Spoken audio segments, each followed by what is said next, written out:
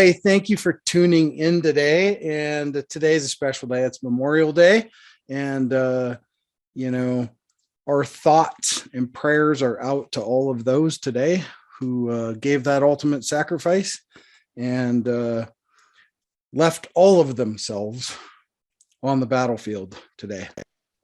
And I say, rejoice, celebrate, have your barbecues, do all those things with your family. Why? Because that's why they fought. So enjoy it, rejoice them, but just remember them.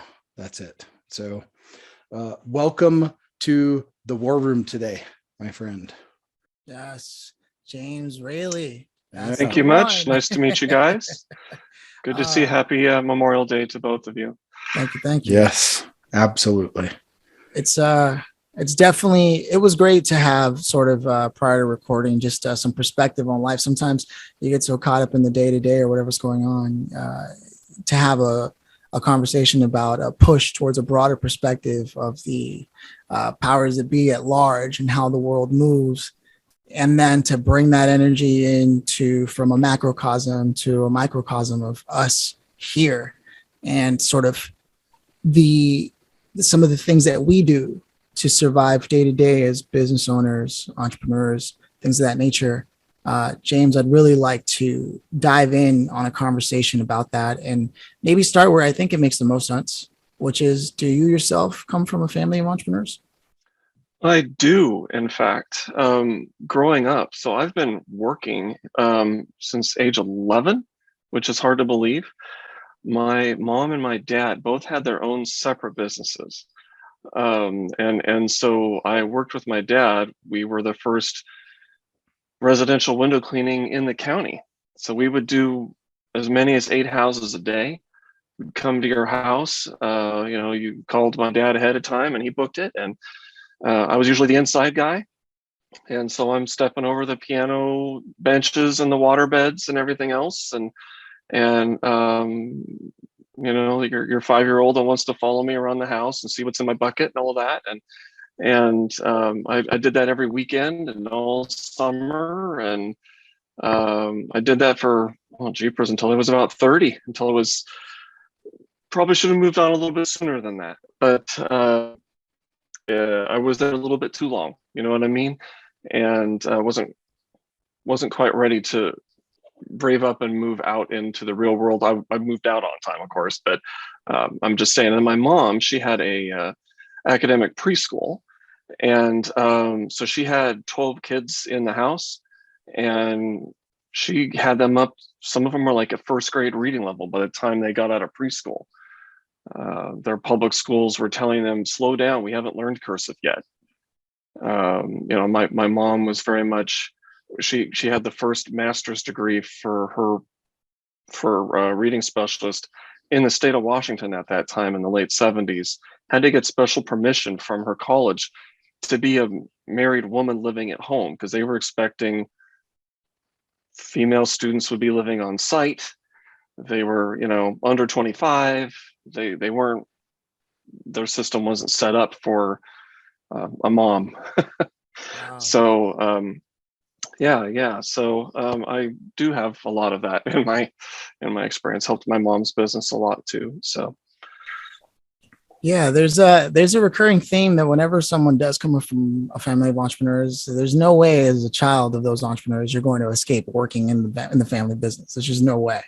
At some point you'll be involved in that, and it's just cool to see how that theme plays out, because I'm sure that a lot of that carried over when you decided to launch Turbine Web Solutions. A lot of the things that you saw and learned from that, is that accurate? It did indeed. From my dad's business in particular, so I do like a lot of development work, right? Programming and stuff. And normally people in my profession are not terribly people, that they're not good with people necessarily. And I am, because I've been doing it for 20 years. Even before I went on with my normal career life outside of that, I dealt with grandmas and little kids and everybody in between, nannies who didn't speak our language, lots of, just from wide varieties. We did a lot of some small commercial stuff too. And so you have to learn how to work with people, how to respect their space and their privacy, but still get that window done that's right behind you back there. Including like the first day of spring break when the teenagers are all sleeping late, and you figure out the political finesse of being in somebody's house, protecting their family privacy, but still basically going around to every room in the house. In a normal size house, we'd be out of there, and probably in a normal split level, we'd be out of there in less than an hour and a half with my brother and my dad and I. So we're all over the place. We're in every room. So to be able to honor that and handle that conversation and that rapport with people. My dad still got customers that he's had for 20, even 30 years. He's still doing the work. He's over 70. He's still doing the work. And it's the rapport. Yeah. Every time there's a layoff somewhere, he gets competition, but the competition doesn't hold a candle. You know what's hilarious? It's funny because I just posted on LinkedIn today a meme about why is it so hard to be your authentic self, right? I mean, it's a basic human skill, right? Mm-hmm. Yet we seem to have this struggle where people have a hard time just being their authentic self, right? And mm-hmm. Your dad's a perfect example of that guy, that he's just himself, right? And oh yeah, he's not completely trying normal. To be, yeah, not trying to be somebody else, not trying to have this persona or all these things, right? No, and he wasn't trying to be an empire builder either. He was just there to work, and that's part of his style. He didn't, because it's so personal. He knew that if he sent an employee to your house, it would probably be somebody different the next time and all that stuff. And it wouldn't go over very well. You don't know who's showing up at your door. You're really going to let them wander around your house? It's a thing. So you have trust stuff. It doesn't, the business inherently can't go to a dozen trucks and all these cities. You can't always franchise everything. And that's okay.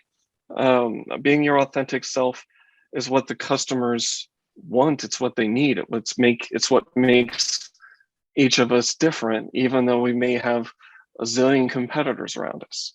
I love this. So is this, taking that, you launched Turbine Web Solutions first, or any other business?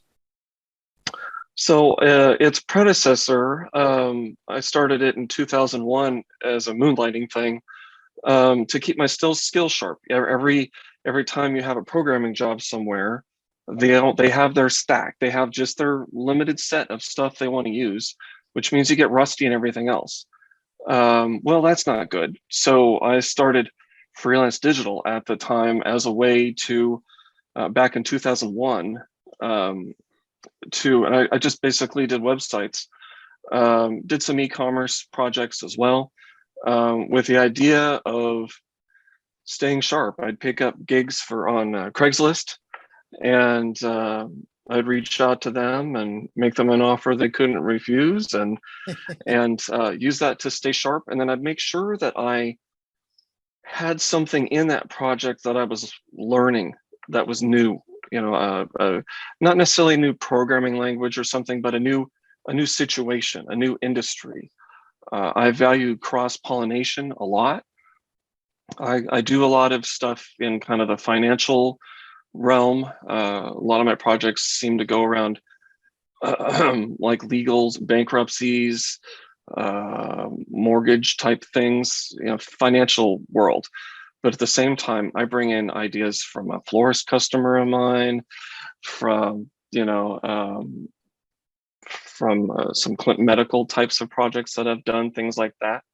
So yeah, that cross-pollination helps me a lot. When I decided to go full time in 2015 as Turbine, I put myself in, set up an LLC and got it going. And that's just been the way I've been doing it ever since. I've been full time, self-employed, and enjoying that, enjoying the freedom of it, enjoying the ability to design what the customer wants without necessarily all the complexities that they were worried about. A lot of times I work with mostly small businesses and they haven't dealt with a programmer directly before. I'm not a PM. I'm not going to hand it off to somebody. It's me. I actually code it up. You call me a year from now, 6 years from now, 10 years from now. I'm the one that wrote it. I'm still the one that can add your back button or whatever you want me to do this week. That's valuable to a small business in particular, that wants a right-hand person that they can simply hand it off to and not necessarily have to spec it all out and get it all, I'll handle that stuff. I'll give you estimates. I'll let you know, if it's a practical approach. I'll make you drawings to make sure that we're on the same page before I code up anything. We'll do little pieces at a time so you can see that I don't just disappear.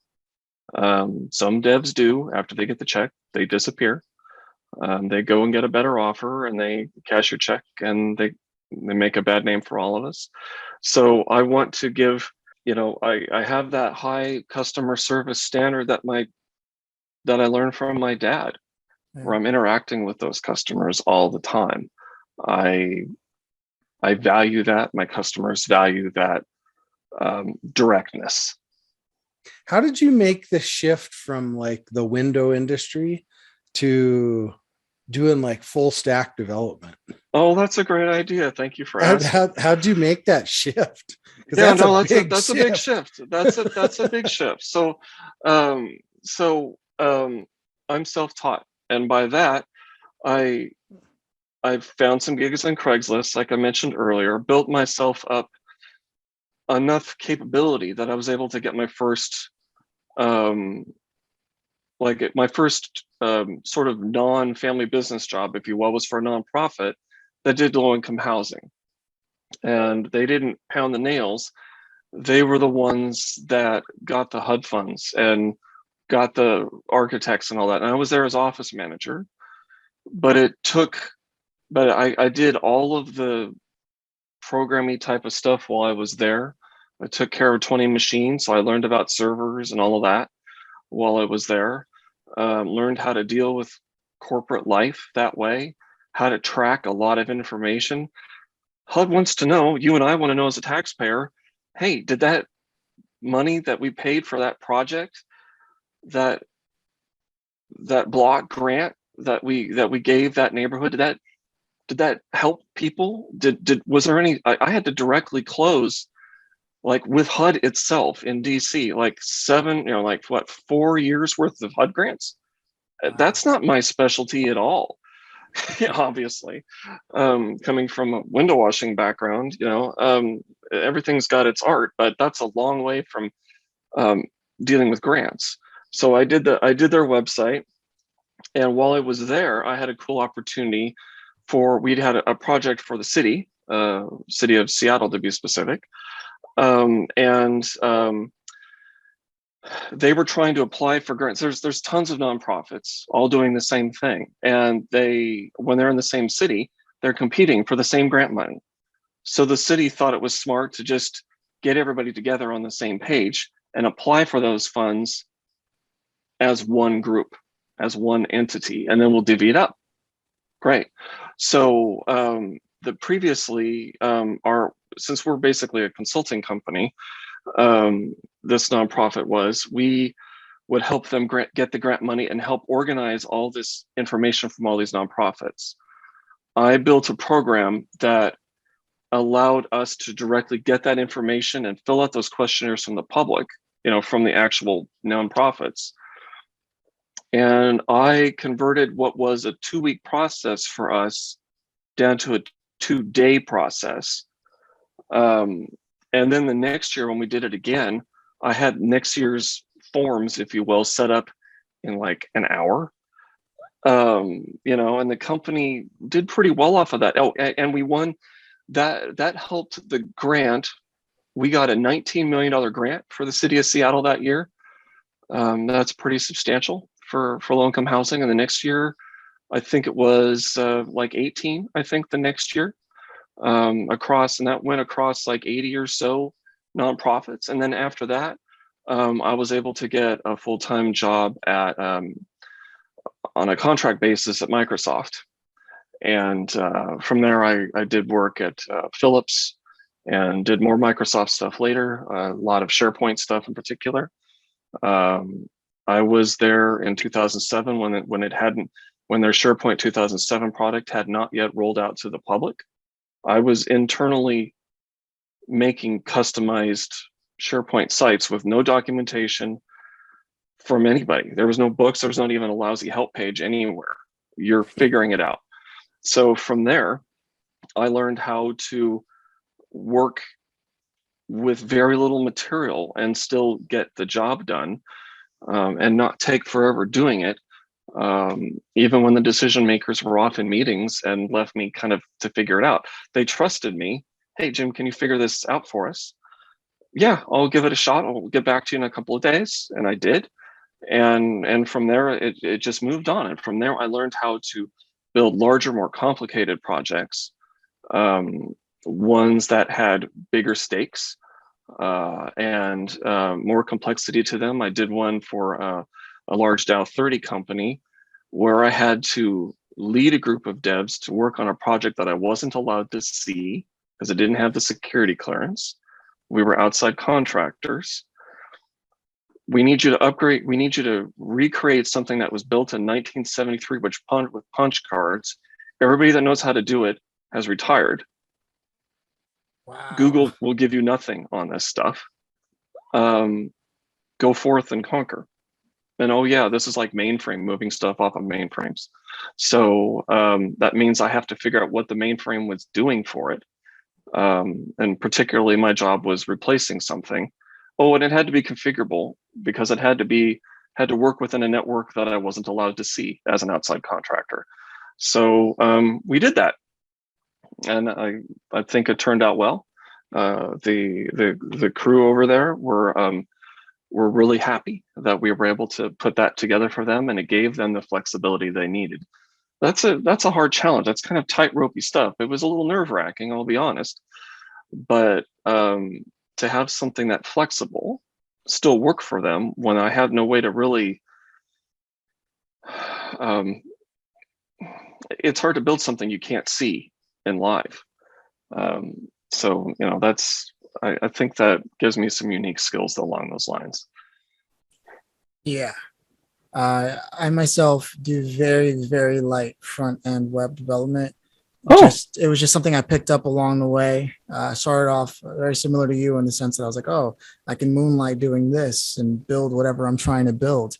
Mm-hmm. And there is definitely a point where it helps to know more, as much as you possibly can, different languages, especially JavaScript. You get into Node and everything else, like that level of stuff. And so I know that work is meticulous. It takes a very detailed oriented person to be able to go in and do that properly, especially with not being able to see the results and how it renders.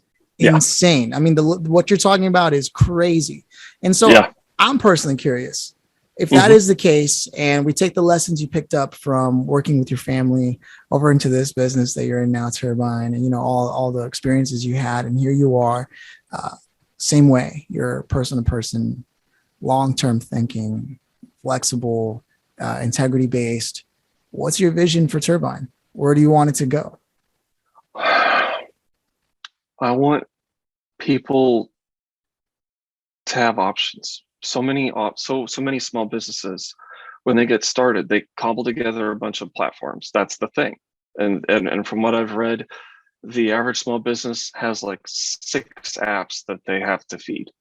Well, good grief, that's a lot of mouths to feed. How many workshops does it take for you to ramp up on QuickBooks, on Salesforce, on HubSpot on, do you really have time as a business owner to do that? Those are good programs, but altogether that's a lot of stuff.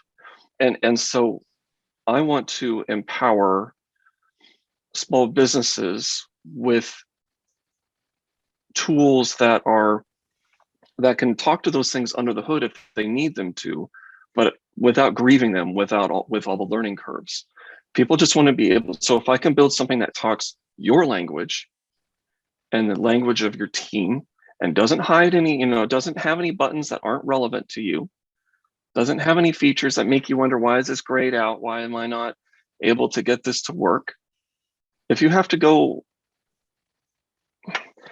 scratch your head about it, then I did it wrong.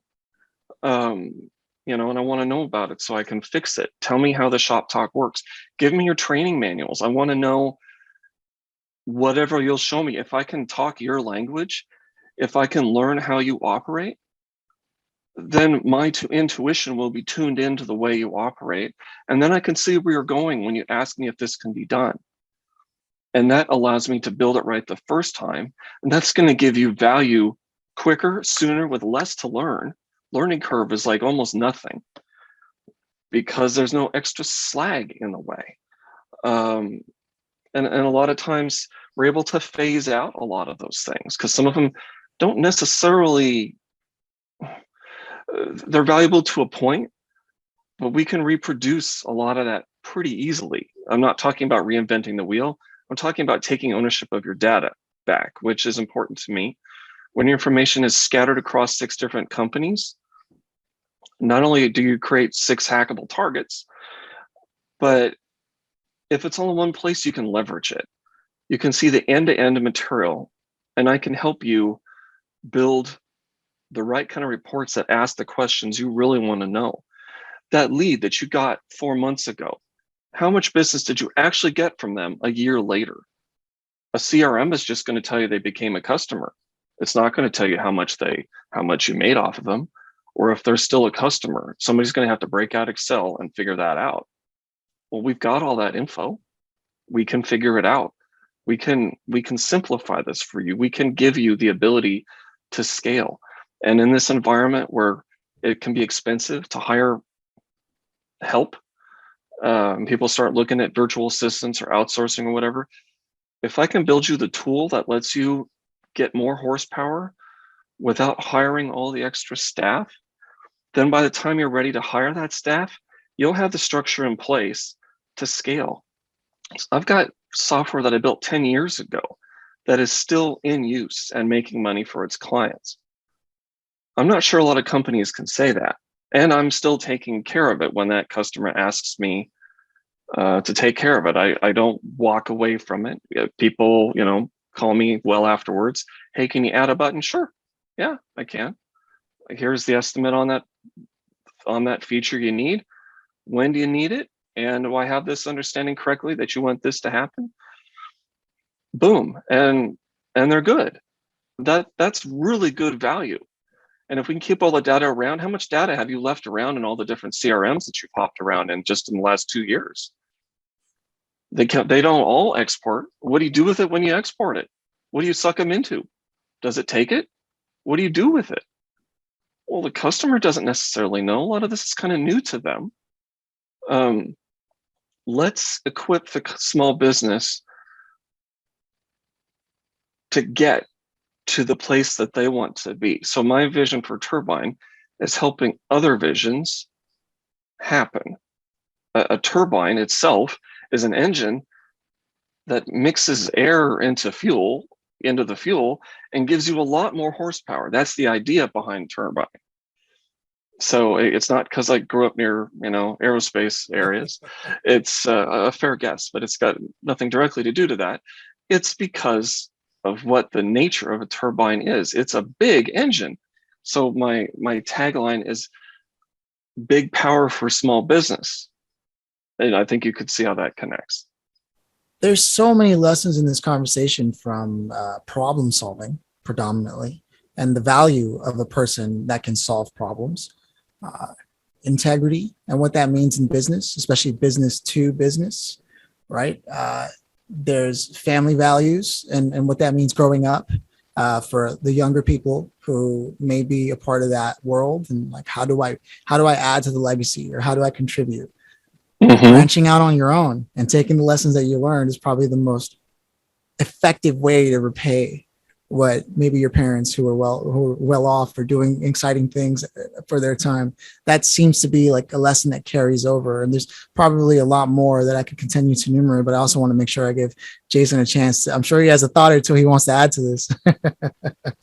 Yeah, it's, we live in a world today of technology bombardment, right? When it comes to all these things. Oh, here's this new trinket, and here's this new toy, and here's this, plug this in, let's see what that does. Well, hey, we got this WordPress plug-in that shoots, there's a toilet attached to it, right? I mean, it's just like there's just like all this stuff, right? And we're just bombarded with technology.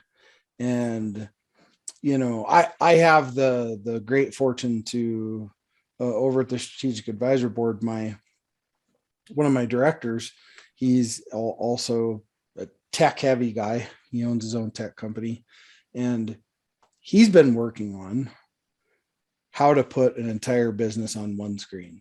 Well, guess what? That's not an easy thing to do. Right? That's true.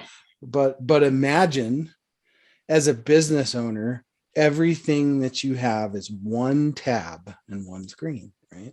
Yep. Instead of all this garbage, I got to log into this account, log into that account, log in here, log in there, right? Mm-hmm. But that's what we're used to, right? So it's like it's this crazy inundation process of technology that where people like you can take all of that and just like streamline it into one thing. Yeah. Right. All those, I want that all on one screen thing too, but to make it usable, right? I want to get, why are you getting all these darn notifications? Is that really helping you? Somebody opened a file, now you get a notification. Okay, now you got like, I've been told that some people that I've talked to get like dozens of these things a day. Doesn't the dashboard make more sense? Mm-hmm. Why, how can I deal with my email issue? Don't use stuff that generates it, digest that stuff in a different way. Let's build you a better mousetrap that's going to stick with you. Let's get something that's suited to you and your team, that talks to what they're doing, tip to tail. I do a lot of that too. I'll integrate with whatever needs to be integrated with. And my stuff is portable in that sense. The code is portable in what it can interact with. I'm not going to make you use a particular language. The stuff I use will fit. I use vanilla JavaScript, and that may sound primitive to the devs out there that might be listening to this, but it lets me stick my little bits of code that people need into places that otherwise are not compatible, where you just don't have the option to put in React or something, or jQuery or something. Not every platform lets you do that. Yeah. So what are you going to do then? You need somebody that's flexible. You need somebody that can stick, that knows how to find the spot to put your function in and weave it into the rest of the fabric without making a big mess of it. So true. So true. And I do that. And that's crazy because you're doing this at a time where right now everybody's talking about no code, right? This whole idea of like and while that's amazing, even those platforms, and because I definitely use them, even those platforms take an immense amount of onboarding to even get it to do what you wanted it to do. So there's no way that someone who isn't exactly tech savvy can leverage the no code experience. And then what you're talking about is the idea of all those softwares having to be ported through an API that may or may not work exactly the way you want it to. And then you also have to have a spreadsheet that you connect to some kind of data scraper to help you pull the numbers together. And then you still have to turn that into a dashboard itself on another sheet. And no, the work you do is immense. And the fact that you've been able to solve the problems long enough to have developed a way to get involved in any stack, and ideally simplify that stack so that all people see are the notifications they want to see, the buttons they want to see, the language on the buttons and the tabs that they want to see, so that it's literally speaking your language, is what you're saying. I'm trying to make your business an extension digitally and not the other way around. And because I'm full stack, you know, is the term for it. That means I can do the UI stuff all the way down to the database. I've designed plenty of databases, but I've done lots of CSS, HTML. My first CSS, of course, goes back to like IE5. Whoa. You know, so it goes back a ways. So I can do that. Well, if you're doing a government contract, they like IE. So even though Microsoft has phased it out, Internet Explorer they exists somehow somewhere. won't let you let go of it. They will not seem to let you let go of it. I still know how to use it. I still know how to talk to it and all that stuff. And there is the business rules to consider. Just because you can drag and drop something in place doesn't mean that you're going to be able to necessarily build what you need with it. Struggling with all the connectivity and all the parts and pieces is just part of it. But harvesting the business rules from all the people you work with, that's a part of what I do. I put that in modules in the code where I can actually write automated tests against them. So no matter how complicated these tests, these tasks are, hey, I need an automatic way to suck stuff in from some third-party XML from 10 years ago. Here's what their schema looks like. Here's what their files look like. This field here may be this, and it might be that. It might be blank. It might, you know, build me something that sucks that in and makes it into something I can see and work with. Done. You know, there are a lot of business rules to consider when you are the poor soul trying to DIY it. And even if you've got the resources at work there to do a low code and stuff, what are you gonna do if your boss decides he doesn't want to pay the fee every month? What if you leave and you move on to a better job? Now the next person has to deal with it, and good grief, it's a short straw. Don't stick me with it. I don't know what to do with it. Yikes, and then it gets abandoned, but it's business pivotal. So having something that's isolated from business changes like that, who can still honor those. Like I'll build something that talks to accounting systems, QuickBooks and other things, but I don't need to make the UI look any different. I'll make it look like what you want it to look like.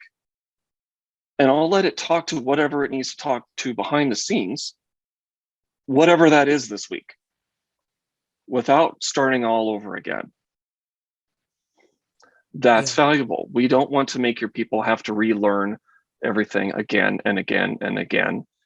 We want to get it under control where your people can benefit from it, where management can leverage the data, especially in this area where you're not allowed to use third-party cookies anymore.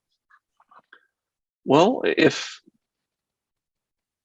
it's all in one place, then you've got that first-party information already. Yeah. You know what they bought. You don't have to tag your umpteen page site all the time. If you've built your system properly, then you've probably already got that information. But if it's shredded out into all these different unrelated places, you're going to have a hard time pulling it together. And it's going to cost you a bunch of extra manpower and bandwidth. There's a better mousetrap for that. And that's the one that's built for you. A custom job is going to be leaner than cobbling together a bunch of mishmash and gluing it together with API integration tools. Does that sound like a way to scale a business? That's a good first step. It's a good way to get your thoughts out, what you need. It's a good first way to, like the people out there. I have a lot of respect for people that just put oceans of formulas into Excel stuff.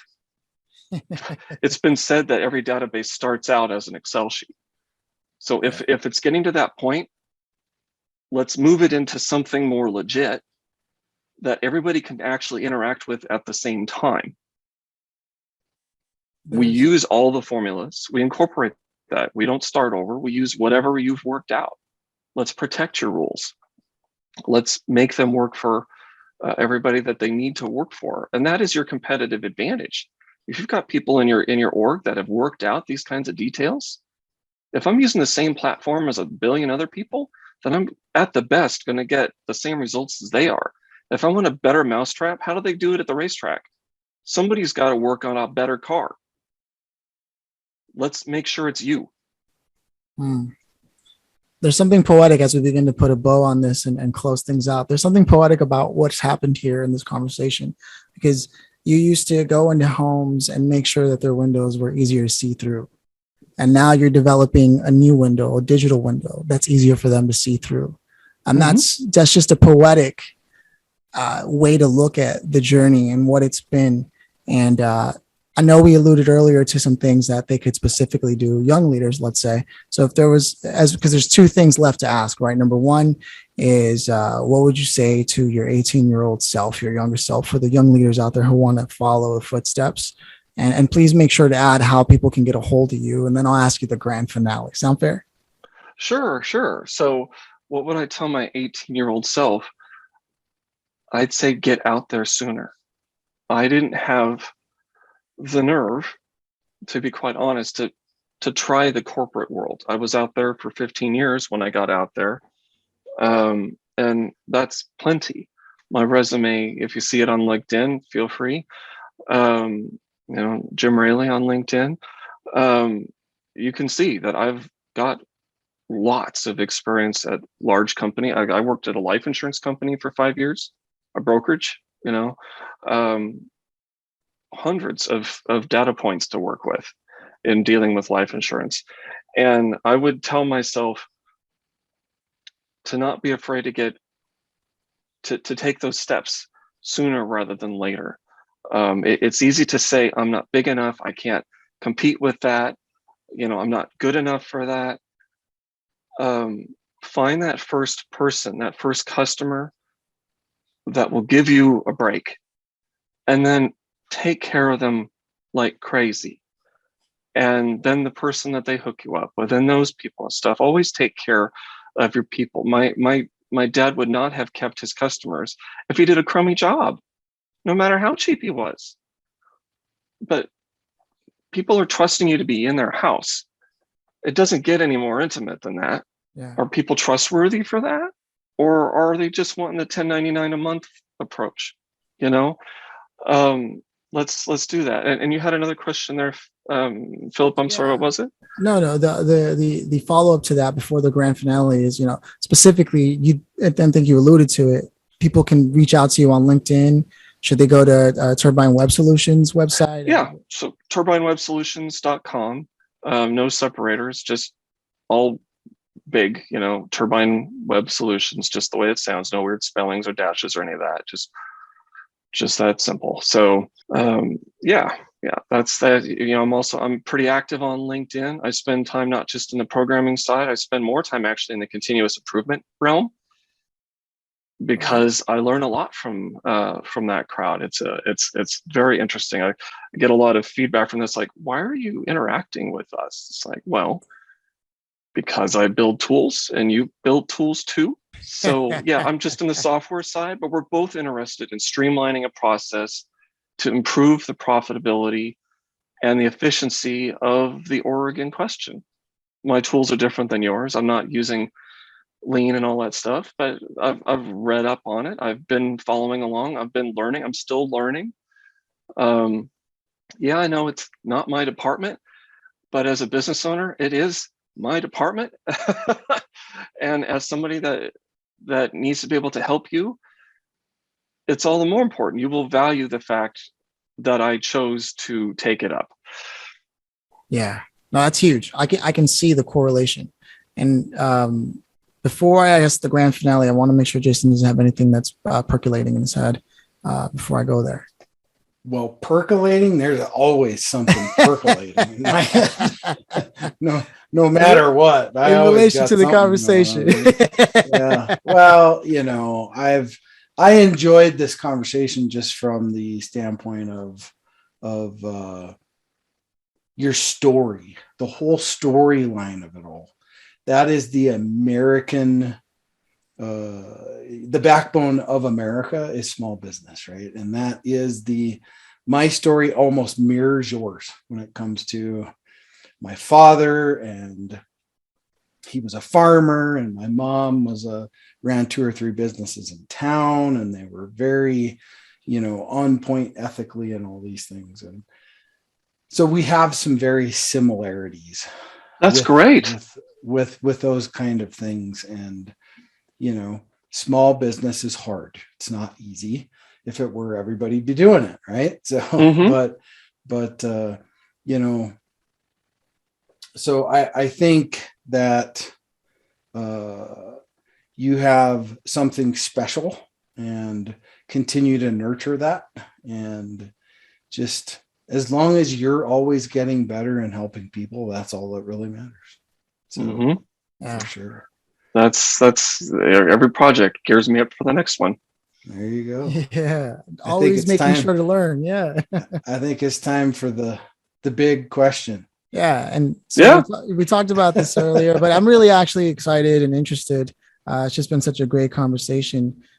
If you could have invited anybody today, Jim, if I may, who would you have loved to have had here? And why do you think that's the case? What a wonderful question. So, I could think of a few people, but one that I would have loved to have interacted with, even in a show like this or otherwise, would be Steve Jobs. Not because he was a billionaire or because he was, but because he was an innovator. And he made his company slogan was "Think Different." And despite whatever we think of the latest model of iPhone or whatever, the guy thought outside the box so far ahead of time that it took the competition years to keep up. It takes good people, but it took a visionary to do that. And I think what I would have, the cross pollination that I could have gotten out of somebody who was willing to go for it, who's willing to say, yeah, Wall Street doesn't like my idea, but I'm pretty sure people out there will. That I think created, that mindset still creates a lot of the jobs and the entrepreneurial spirit of our country. A lot of the inventions out there were invented by small business. I've got a blog post about it on my website, actually. Small businesses that invented something. It wasn't always the work of some big company. And so having a conversation with a Steve Jobs himself or somebody of that type, and there aren't that many people of that type. Once every 50 years, maybe?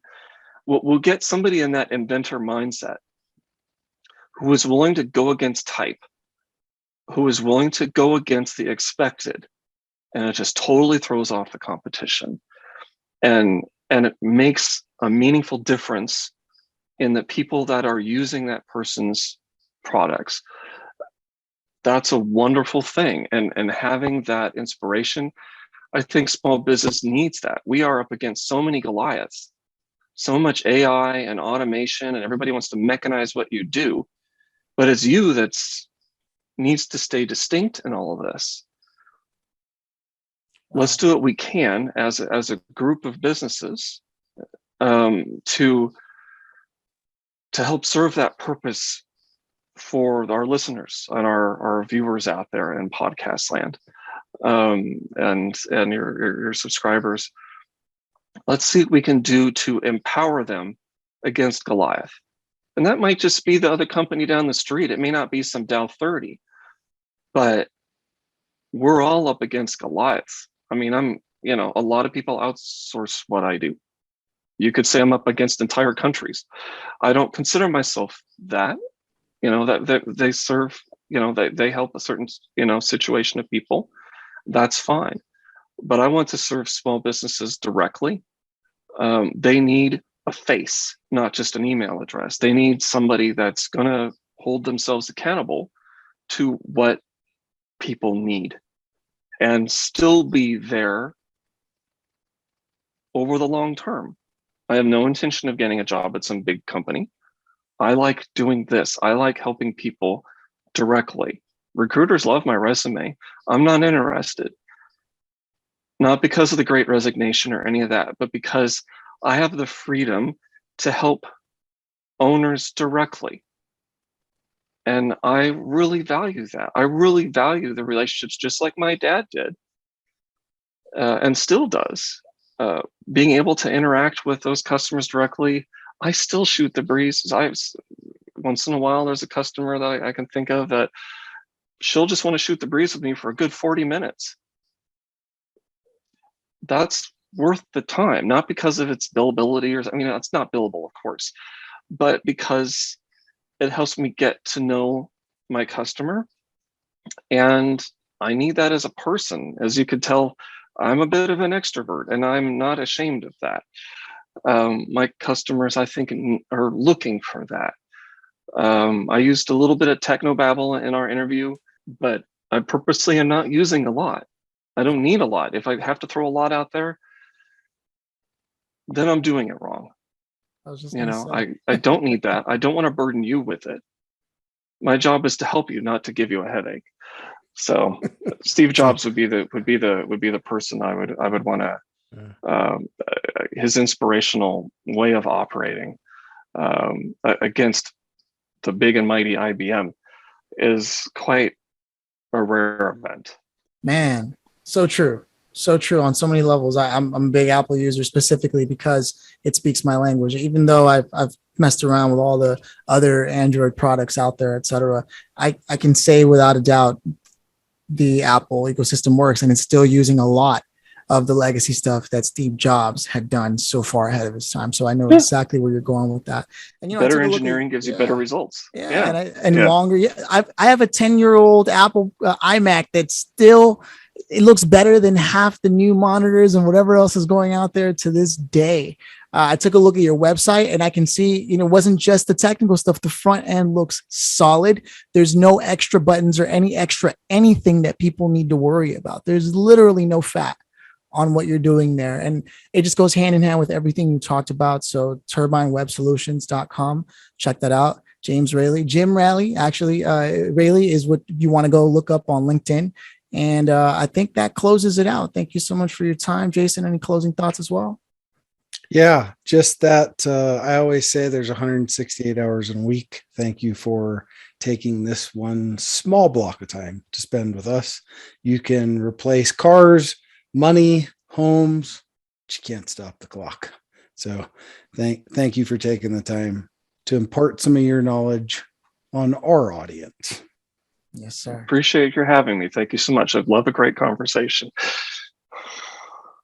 All right. Cheers. Cheers.